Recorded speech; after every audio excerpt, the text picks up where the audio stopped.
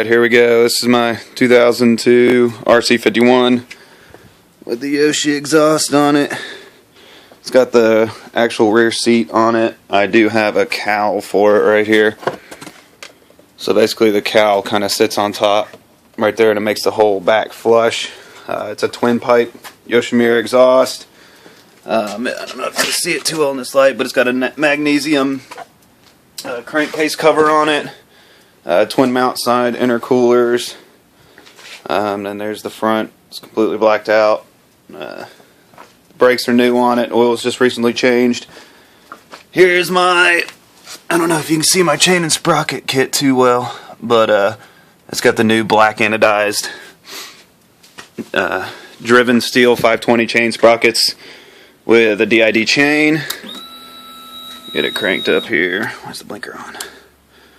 Let's see if I can get it fired here.